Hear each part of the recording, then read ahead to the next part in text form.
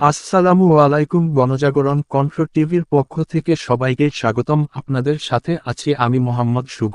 শিক্ষার্থীদের চাপের মুখে সিতাবগঞ্জ কামিল মাদ্রাসার সভাপতি শাহ নওয়াজের পদত্যাগ, অধ্যক্ষ অপসারণের দাবিতে আন্দোলন অব্যাহত। শাহনেওয়াজ সিতাবগঞ্জ কামিল মাদ্রাসা থেকে পদত্যাগ করছেন এবং পদত্যাগ নামা আমাদের হাতে আছে। এটা আমরা আপনাদের মাঝে উপস্থিত করলাম। সম্মানিত ছাত্রছাত্রী ভাই বোনেরা, আমরা আমাদের এই ক্যাম্পাস থেকে যারা দুর্নীতি করছে আমরা আমাদের হাতে কিন্তু পেয়েছি তাদের পদত্যাগ নামা।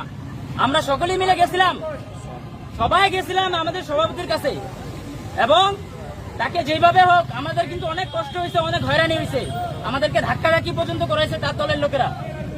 এই জন্য আমরা সফল হয়ে এসেছি। শুধু সভাপতি নয়, আমাদের প্রিন্সিপাল এবং যারা স্বৈরাচারমূলক শিক্ষক আছে তাদের সবাইকে পদত্যাগ করতে হবে। যদি স্বেচ্ছায় পদত্যাগ না করে তাহলে আমরা আমাদের সামনের আন্দোলন, রাজপথ, প্রত্যেকটা সেক্টরে আমরা আমাদের আন্দোলন অব্যাহত রাখবো ইনশাআল্লাহ। আর একটি ঘোষণা, আমাদের যে কমিটি ছিল, আমরা জানি আমাদের কমিটির মধ্যে যত দুর্নীতিবাজ ছিল সব আমাদের কমিটির মধ্যে ছিল। আমাদের এই কমিটিকে বিলুপ্ত করতে হবে। আমাদের এই কমিটিকে ভেঙে দিয়ে আবার নতুন কমিটি গড়ে তুলতে হবে। আমরা চাই আমাদের এই ক্যাম্পাস একটা